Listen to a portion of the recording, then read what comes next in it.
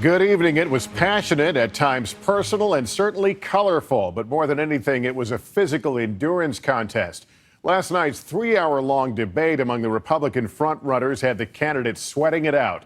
And that was before some of the night's most heated exchanges. The early view among the pundits is that more than a few solid punches landed firmly on frontrunner Donald Trump, and that Carly Fiorina had a strong night. But the larger question of how they did is a subject that itself is up for debate this evening. We begin with NBC's Hallie Jackson. In a debate defined by the split screen, Donald Trump's face said it all as Carly Fiorina responded to comments about hers.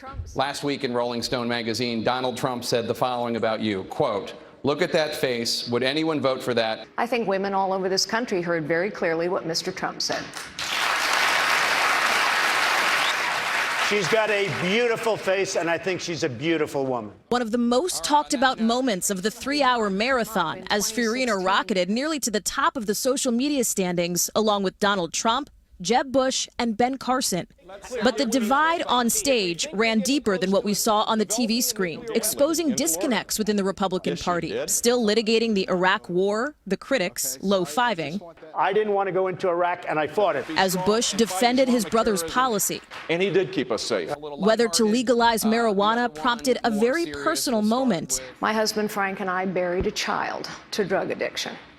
So we must invest more in the treatment of drugs. The candidates also divided sharply on immigration and foreign affairs, policy-heavy moments that seemed to sideline the frontrunner, prompting pundits to declare Trump the loser. He is not someone that will pass the test of, do you want him sitting in the Oval Office as the most important person in the world? But in this unpredictable race, that's another divide, the one between analysts and everybody else, And believe me, including Trump supporters like Carl Zahn in New Hampshire. The lack of specifics doesn't bother me so much right now. What's driving Trump is the attitude. Trump got plenty of attitude from the other candidates. We don't need an apprentice in the White House. We have one right now. Trying to claw their way into the spotlight. And while Trump hit back, it was Fiorina who was the biggest hit. So confident, she skipped the usual ritual of spinning reporters afterwards. Her mic drop moment with momentum on her side. Nearly 23 million people watched the debate, CNN's highest rated show ever. It's about as many viewers as American Idol's first season finale. And the person taking credit for all of that? Donald Trump, who's drawing a crowd of thousands to this rec center here in New Hampshire tonight. Lester? Hallie Jackson tonight.